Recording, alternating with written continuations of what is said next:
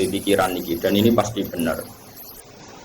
Sing darani salat iku nglakoni salat. Ya sing darani salat iki nglakoni no. Salat. Terus kula mulai takbir ngantos salam niku jenenge no.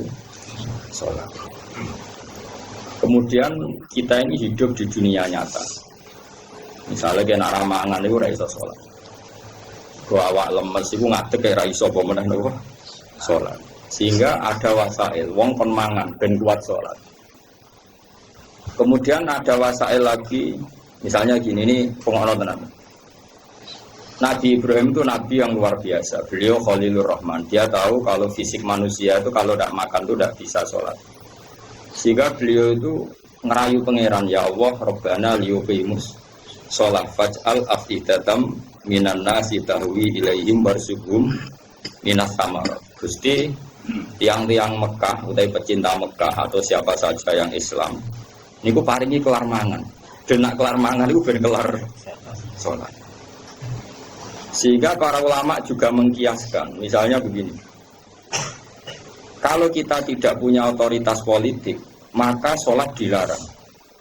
Sehingga kita juga menjaga otoritas politik, supaya sholat itu tidak dilarang.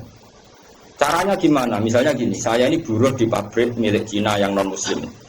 Gara-gara saya buruh dilarang apa? Sholat, karena mengganggu jam kerja. Kalau saya mampu bikin koalisi buruh menuntut hak sholat, saya harus melakukan itu. Karena itu cara saya untuk mendirikan sholat. Atau kalau ada umat Islam mampu kaya dan bisa menciptakan lapangan kerja dengan membolehkan sholat, maka harus melakukan itu demi tegaknya sholat. Makanya ini kelirunya kita. Nyongkone ngelakoni sholat itu pokoknya ini dewe sholat. Dia agak mikir bahwa untuk bisa sholat itu dibutuhkan kekuatan ekonomi, kekuatan politik. Saya tuh ngaji di mana-mana, saya ulang-ulang. Islam ke Selat Malaka itu Thailand sama Indonesia itu umurnya bareng. Cuma kebetulan Thailand nggak milih politik, negara dikelola non-Muslim. Tahu-tahu sholat itu dilarang di Thailand. Indonesia kebalikan, lah kiai ini seneng politik, keterusan nganti sakniki. Akhirnya rawali songo itu Islam lagi rong generasi. Iku wis gawe demak napa? Wah, satri mau sholat dilarang. Nara sholat iso jadi presiden. Jadi saiki sholat malah bupati kok ora sholat, terus ora ngarah dipilih, gubernur kok ora sholat. Lho, ora ngarah dipilih. Ana cawayu sholihah kok sing lanang ra mbebo sholat, ya ora payu. Iku keterusan wae. Tapi ini mau cerita. Jadi karena redaksinya Quran itu wa iqamis sholat, mendirikan sholat supaya sholat itu berdiri, bukan kamu saja tapi seluruh negara. Dan itu dibutuhkan macam-macam tadi. Ibrahim nyontohkan kekuatan politik, kekuatan ekonomi bahwa untuk sholat itu harus warzuqhum minas samarat, harus ada materi fisik, yaitu orang makan. Terus di ayat umum Nabi Muhammad dicontohno ciri utama agama wis menang ku Muhammad wala yumakkinanna lahum dinahumul ladzir tadallahum wala yubaddilannahum min ba'di khaufihim amna. Ciri utama kemenangan Islam Muhammad, nak orang melaksanakan Islam itu sudah ada ketakutan. Disebut wala yumakkinanna dinahumul ladzir tadallah. Jadi kira-kira perasaan kula ada satu negara yang lama sekali ada Islamnya, kemudian sholat di situ takut. Sama negara yang sholat tidak takut. Cara alamat untuk futuhe pangeran yang milih negara yang sholat itu udah tidak takut. Mergo Allah ngendikan wala yumakkinanna lahum dinahumul ladzir tadallah. Allah bikin tamkin itu kemampuan melakukan ibadah secara netral, secara kuat. Terus wala yubaddilannahum min ba'di khaufihim amna, dan mereka melakukan ibadah itu merasa aman, tidak merasa takut. Kayak dulu sahabat sholat itu sembunyi-sembunyi. Pada Fathi Mekah sholat terang. Ini penting kalau ingat, no. Jadi sing sufi goblok ya ben mari, ben gelem rontok politik. Sing politik yo mari sholat itu rambut tebar pesona. Jadi sepodo mari ini terus yang waras betok ya ujub kan nanti pikiran. Ya pokoknya iki ngomong ilmu ngono ae napa, ora usah ujub-ujuban, pokoknya ngomong apa? Ilmu, ora usah terus rasa suci dhewe yo ora. Wong rom yo lagi tak kandhani iki wae. Tapi yang jelas neng ayat itu jelas sore ada kata-kata wala yumakkinanna lahum dinahumul ladzir tadallahum wala yubaddilannahum min ba'di khaufihim amna. Jadi ciri utama agama hebat itu kalau merasa tamkin, rabi yo iso, wayo yo iso, itu berarti Jos. Beragama secara apa? Benar. Paham ya? Tapi nak wani ya, pokoknya sebentar itu wani. Lha kula te kanca bojone loro telu iku langsung legal kabeh didaftarno langsung legal kabeh. Kondang tenan. Rapi langsung wakeh didaftarno ya langsung legal kabeh. Ya hebat tenan. Tapi kok kuat suwe ora ya ora ana iku takdir no. Tapi ini penting kula aturno nggih. Kula niku kan maca tarikh niku kathah. Maca tarikh niku kathah. Di antara tarikh itu kenapa semua nabi itu kok menguasai negara? Enggak ada nabi yang enggak menguasai negara. Nabi Muhammad pada akhirnya menguasai Mekah Medina. Ada Fathu Mekah. Karena dengan menguasai ini berarti sholat ibadah menang. Sholat ibadah menang. Kalau enggak ya dilarang. Dulu orang sholat di Masjid Haram itu dilarang. Dulu orang Islam sholat di mana-mana dilarang.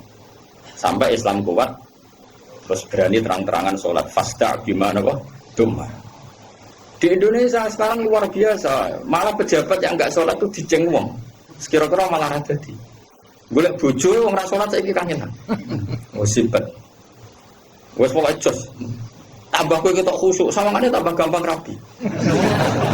Jajal misalnya Mustafa nganti Bathuk ngecap koyo wayah iku koyo mungkin. Lah kok sujute urung kowe kita ya kan sadar wayah dengan Bathuk ngene. Maksudnya geng meyakinkan kan. Koyo orang iso ngajak ning swarga lah. Pokoknya dengan rai seperti ini tuh masih itu. Coba dekne wis abid, ngoni syarat sugih abid tok. Wis pokoke lakoni wis nawani. Tapi ini penting kalau terangno ya, makanya istilahnya wa iqamis shalah, mendirikan. Jadi sholat itu berdiri. Terus kedua kata Imam Haromen, sholat itu harus fi amakina mukhtalifatin, di tempat yang beda-beda, sing ma'rufah, sing dikenal. Jadi wong kok sholat ning isor pring dhewean itu gak sah dari Imam Haromen. Sholat kudu di tempat terbuka, terutama fardu. Sehingga kata Imam Haromen, kalau sudah ada jamaah tapi fi buyutim di rumah masing-masing, la tadharu bias syiar, yang syiar tidak kelihatan putih itu tetap diperangi. Makanya syaratnya jamaah itu harus di tempat apa? Terbuka.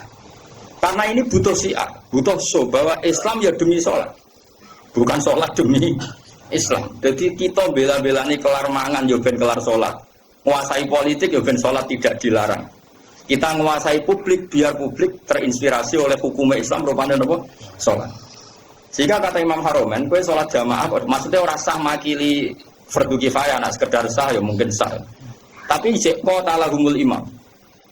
Dan Imam Haromen mensyaratkan fi amakina mukhtalifah, di tempat yang beda-beda. Jadi kalau kampung itu besar, di tengah desa harus ada jamaah, di pojok-pojok yang biasa digoni gerduwo itu juga harus ada jamaah. Lo pernah lo di dekat kampung saya itu? Jamaah itu satu, semuanya di masjid.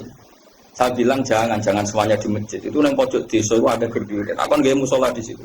Dibikin. Ya gerduwonya mirip tenan. Ini penting saya utarakan karena tadi malaikat itu kan di semua buminya Allah itu akan nangis kalau ada bumi yang nggak dipakai sholat, nggak dipakai sujud. Karena malaikat ini menstatuskan bumi itu makhluk sujud. Makanya kata Rasulullah, wajilat anal ardu kulluha masjidan, semua bumi Allah itu hakikatnya adalah tempat sujud. Sehingga kalau nggak ada sujud itu ya kecewa. Bumi ini kecewa sekali kan. Makanya harus fi amakina mukhtalifah, tempatnya harus beda-beda di mana-mana. Supaya syiar. Kalau jamaah tetap di rumah, qala lahumul imam, masih boleh diperangi oleh imam. Terus ketiga, ini penting kalau terangkan masalah iqamatis sholat. Sholat itu pentingnya jamaah, itu sing keliru, itu melok bener. Sing mardud melok makbul. Karena tidak mungkin kan wong 40 ora wali kabeh. Aku ya mungkin sewu ya ora wali kabeh. Normalnya itu kalau ada orang dulu, era dulu, anggere orang 40 mesti sing sitok iku wali. Kayaknya sekarang 1 juta pun enggak jamin ada apa? Enggak ada wali, tapi enggak masalah lah. Mungkin zaman akhir kriteria wali juga agak seketat zaman dulu mungkin. Masa beda zaman kualifikasinya masih sama. Tapi kan saya kira hampir segala nasi ikut ngalor ngidul. Ya ini saya turunkan lah kualifikasinya saya. Satu. Sholat itu iso bener itu baru kayak wong akeh. Dulu itu sholat itu kok cacile. Kalau nu gak ada kitab namanya ini disertasinya doktor profesor namanya itu Muhammad. Kalau nu kenal sama orangnya dulu pernah ke Sarang. Anak Syekh Rojab. Abahnya itu profesor terus punya anak ya profesor juga. Dia nulis tentang Fiqhu Imamil Haromen. Kebetulan saya pernah sarang. Saya beli kitabnya, mulai kitab disertasi doktornya sampai dia setelah jadi profesor fikih. Dia ngarang judulnya Fiqhu Imamil Haromen. Dia nganalisis cara berfikihnya Imam siapa? Haromen itu gurunya Imam Ghazali. Oh itu lama yang luar biasa betul. Dia itu orang Irak.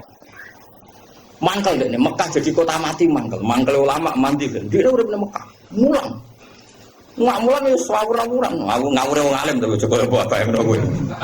Maksudnya ngawur itu, panjang bahasa Arabe tenanan itu isman ku budak itu orang peduli. Mulanya tak terjemah ngawur, orang kau ngawur murah biasa. Ya bahasa Arabe tenanan isman pun mau budak dari kata apa? Sumun, nggak mau tahu. Mulang di Mekah. Ini dasar wong keramat. Mulang sing ngaji wae, sing gumedeng yo wae. Ayo mulang di jalan. Bareng Mekah wis ruame ilmu pindah nang Madinah. Gak trimo di Madinah mati ilmu. Mulane digelar imam nopo? Harum. Semenjak itu Mekah Madinah itu ada geliat fikih. Mergo digerakkan oleh imam siapa? Wah, nak ngondikan wis kuwasa repot jenenge harum ini. Kuwara sepok. Makanya Imam Ghazali di Ihya sering keras karena didikan guru. Wah, karena jadi Imam Haromen, ngamuan wong.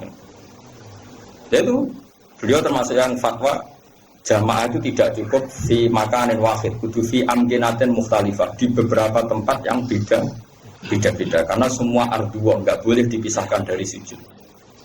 Sehingga terus dia untuk gelar nopo imam nopo Haromen. Kalau ada kitab sekitar berapa jilid ya, ada 8 jilid atau 9 jilid yang kitab karangan beliau namanya Nihayatul Matlab fi Dirayatil Madhab. Itu kitab Indo. Jadi Imam Ghazali alim gitu itu karena barokahnya dididik Imam siapa? Haromen. Imam Haromen itu luar biasa. Yang paling saya kenang dari Imam Haromen itu nak ngendikan itu ambek ngamuk. Wis masyhur. Kok yang menang kalah itu ngamuk. Tapi ngamuk wong alim ya tetap keramat terus. Kok ngamuk ya guyu tak cilik. Ya apa ya, koyo stres ngono. Modele kamu enak wong alim itu terus koyo mergo rondo. Tapi nang apa wong alim itu duwe napa? Hei. Terus dia menulis faedahnya sholat. Jadi perjuangannya Rasulullah kayak begitu sampai jihad, sampai perang supaya sholat itu tegak.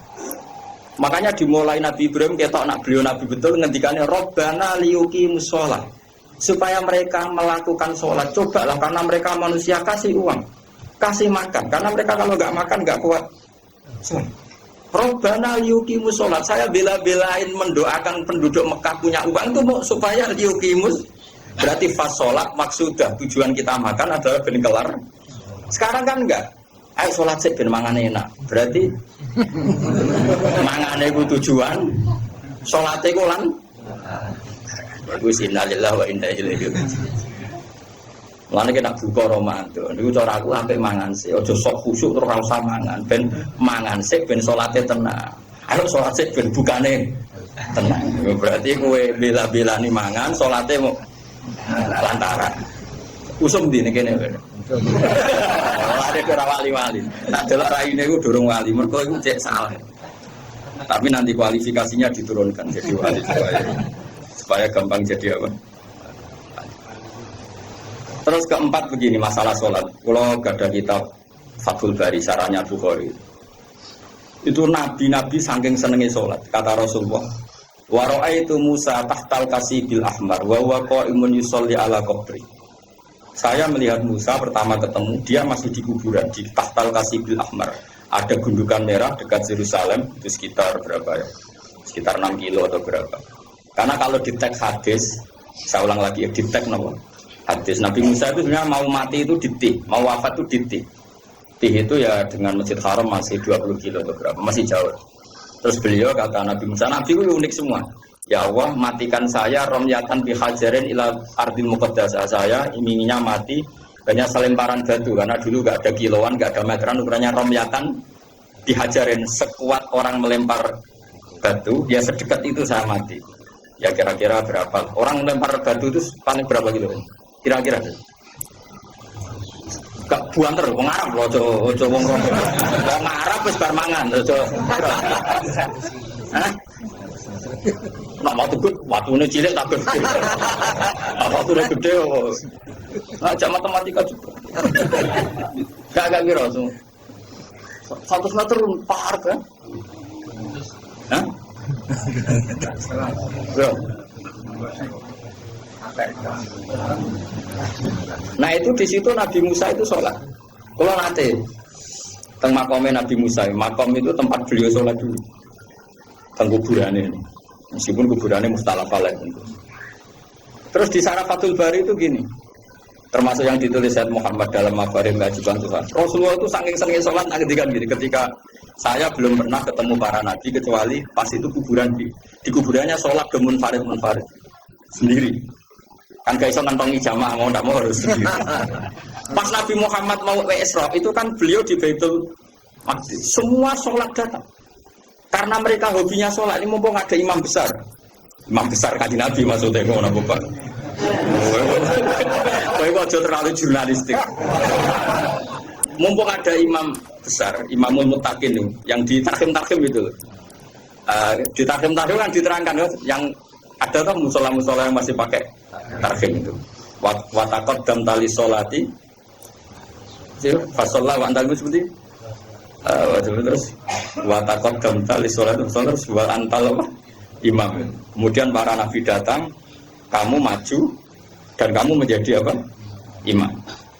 Itu Nabi sebelum Mi'raj itu kenangannya para nabi ya sholat.